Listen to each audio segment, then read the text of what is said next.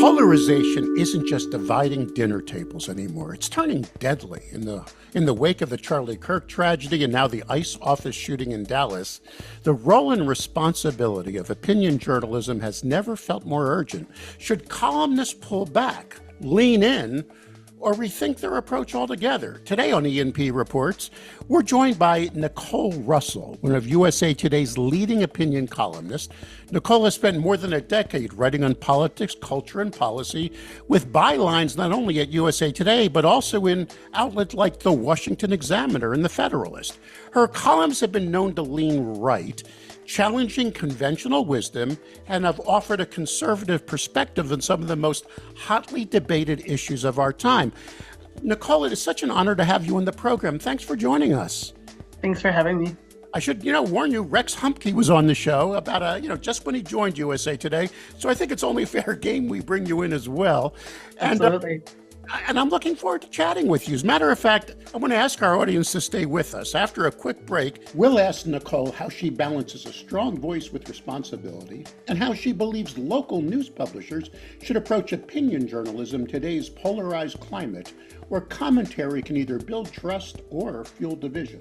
Stick around. Hello, my name is Walter Hussman. Our family has been in the news business for over 100 years. Journalism includes two parts, reporting the news and providing opinions. But in recent years, there's been too much opinion appearing in news reporting. This has eroded public trust in news reporting to the lowest level of any U.S. institution. To address this, we started a nonprofit, the Center for Integrity in News Reporting. The Center for Integrity in News Reporting, CFINR, is on a mission to rebuild public trust in journalism, one newsroom and one classroom at a time. We champion the effort to have news organizations and journalism schools create and prominently display their own clear, concise statements of core journalistic values. Learn more by visiting the Center for Integrity and News Reporting site at cfinr.org. Nicole, earlier this year at the America's Newspapers Mega Conference, I moderated a panel with industry leaders and a very engaged audience. It was called Should Opinion Journalism Evolve or Disappear? One of my panelists was Michael McCarter. I'm sure you know him. I believe you work with him. The debate got sharp. Some argued opinion needs to evolve. Others, suggested opinion pages might disappear altogether. Why? And I think you know this. Publishers are feeling the heat. Polarized audience, angry readers, canceling subscriptions, even fear of retribution. First Amendment attorney Bob Korn-Revere was recently on this program pointing out some chilling examples. A Mississippi mayor who obtained a restraining order against his local paper and forced to remove an op-ed. Lawsuits and threats for journalists, growing concerns that editorials and endorsements could trigger legal or political backlash. In this climate, some publishers are genuinely asking, is op-ed still part of our job, or should news just be news? How do you feel about your current place in the ecosystem? As someone who writes opinion every week for a national platform, do you see your work as essential to democracy, or do you think publishers are right to worry that opinion might do more harm than good in today's environment? I think that's a good question. I do not think that opinion does more harm than good. I don't know that I would go so far as to say it's essential for democracy. I think that's maybe a tendency to make a career that's been going on for a long time, maybe a little too noble. But I do think there is a role for an opinion columnist in today's political environment, just as there was, decades ago. The fact of the matter is everyone has their opinion already. We see this especially with social media. You see that the algorithm has kind of helped people it confirms their bias one direction or the other. And so I think it's okay to have opinion columnists at all kinds of outlets trying to help people either understand, confirm what they already believe, or ideally offer another perspective on what they already are thinking. Because most readers are already perceptive. they're already reading the news with some kind of discretion. I've seen this a lot in the wake of the Charlie Kirk killing. I'm sure we'll get to that, but so I think it's a great thing for outlets to have. I think that if you're an opinion columnist at an outlet, you should absolutely embrace it and lean in hard to the fact that this is your opinion and it should be rooted in fact.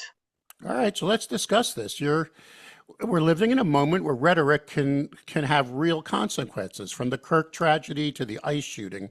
Columnists are often accused, and I'm not saying this to you, but columnists are sometimes accused, possibly falsely, that they're putting gas on the fire. Now, I'm going to get personal here. When you sit down to write, how consciously do you think about tone in today's climate? I would say that it definitely varies based on the news.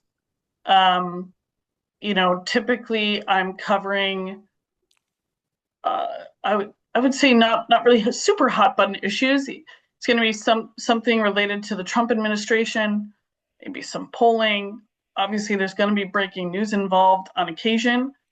And in those instances, my job is to research the current news, research my opinion, see if I have an opinion based in fact that it's related to the news hook, and then lean into that. When it comes to difficult news, or in this case, the Charlie Kirk shooting, and then you alluded to the Dallas shooting as well. The Charlie Kirk shooting was, an extraordinary event in the news world, and especially as a columnist, and especially because I am a conservative. You mentioned that I lean right.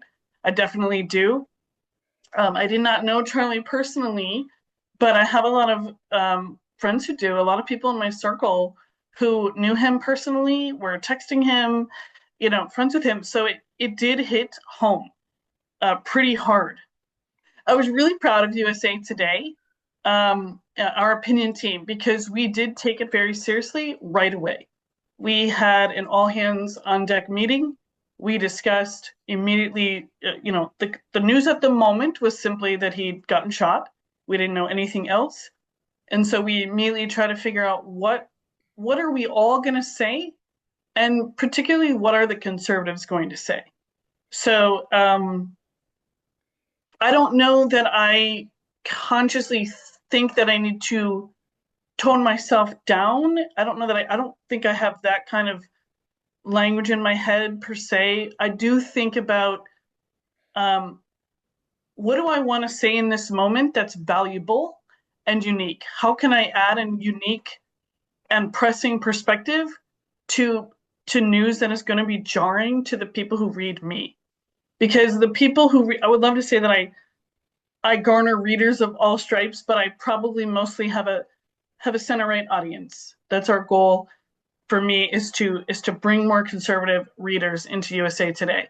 All right, let me ask you about this. At the conference, there was a lot of discussion during this panel about the blurring of the lines between opinion and enterprise journalism. Now, of course, in a news product like USA Today, or most local news publications, whether it's print or online, usually it's clearly labeled, but some claim that the readers don't even see those labels anymore.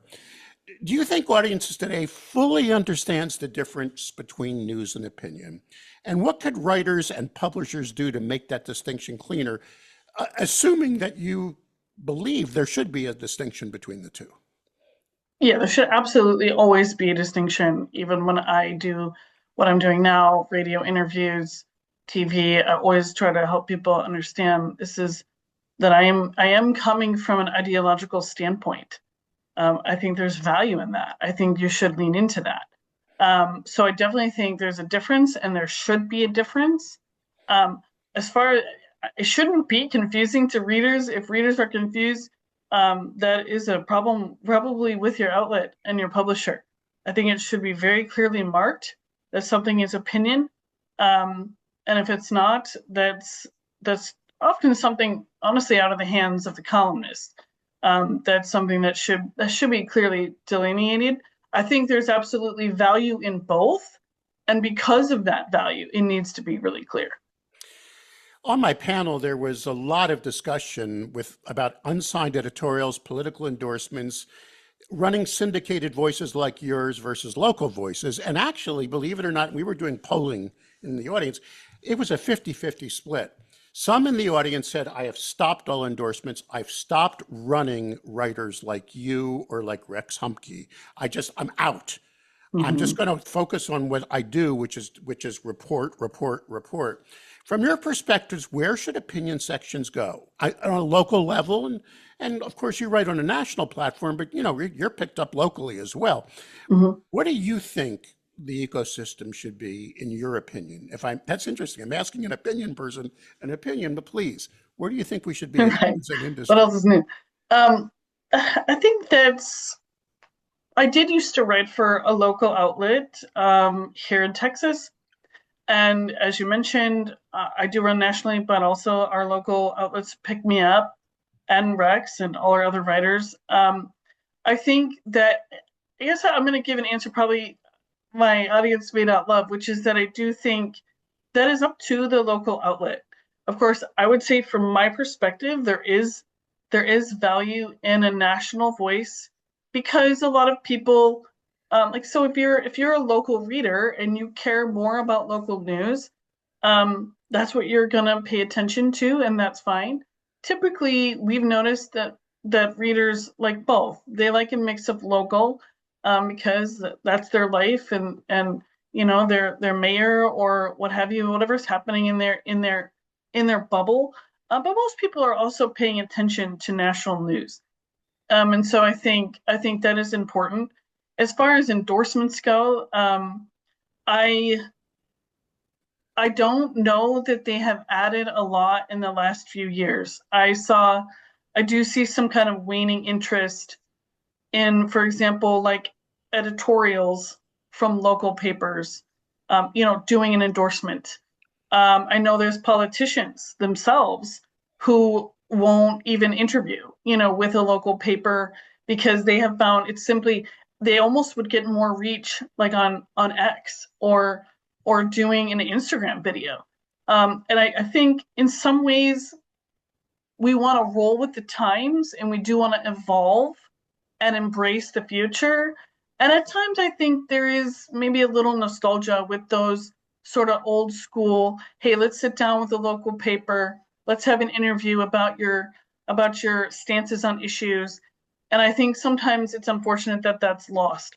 But I don't know that it's due to the declining value of the issue as much as it's just outlets have evolved, and we have all evolved and become very sort of digitally centric, and we can get our news, in all kinds of ways. All right, let's get to the final question. Given everything we've discussed, I mean, polarization, trust, retribution, tone, there are people who get up every morning in local communities who are listening to this program, and they believe their job is influence, whether it's through the enterprise journalism they do or the editorializing they do. I mean, many of the local publishers are that op-ed person, as you likely know. What message, I mean, you are a seasoned national opinion columnist who's gone through a lot of different stages in our society. Can you give some advice, or what message do you give opinion journalists on a local level? How can you strengthen your community, not divide it? I mean, what mission and tone should you have in your head, do you believe, when they're sitting down to frame an op-ed piece? That is a great question. It's something I think about all the time. I think first of all, if this is what you're supposed to be doing in life, you shouldn't waver on that. So it's journalism. I think media is struggling. I hope it's okay to say that, and just to be really frank, I think everyone is sort of aware of the fact that the digital world has changed news, and it sometimes feels like we're trying to catch up. So at first, encourage people to be sort of affirmed in that calling and in that mission of being a journalist, especially an opinion columnist. Again, I think so lean into that idea that you have something to say that's valuable, And as long as you are being timely, accurate, and genuine to your point of view, and always asking yourself, do I really believe this? Or am I just sort of being a pundit? Am I writing a headline that's clicky and it's going to catch on, but actually I don't hold up to being scrutinized. I don't my research doesn't hold up.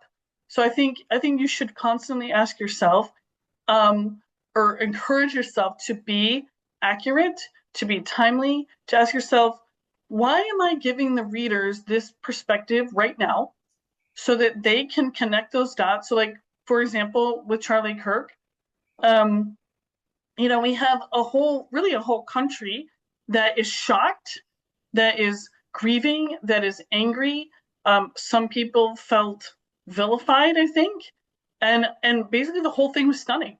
And so, as an opinion columnist, you're really trying to kind of encapsulate some of that you feel personally and that you observe in the world around you, and presenting it to your reader in a way that is still, I think, interesting and genuine, and we're not fanning flames just to fan flames. I think you can tell the truth.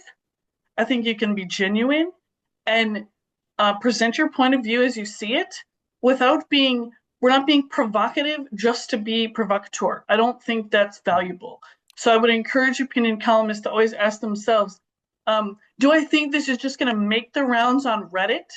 And I'm cool for the day because my analytics suggest that, or did I really present a valuable, unique point of view? Wow, you gave me my pull quote. And that's always hard. I joke with the audience saying sometimes I'll spend an hour trying to find that perfect pull quote. I know, I do the same thing. Nicole Russell, one of USA Today's leading opinion columnists, I want to thank you for your insights and your valuable time. We really appreciate you being part of the program. Thank you. Thanks for having me.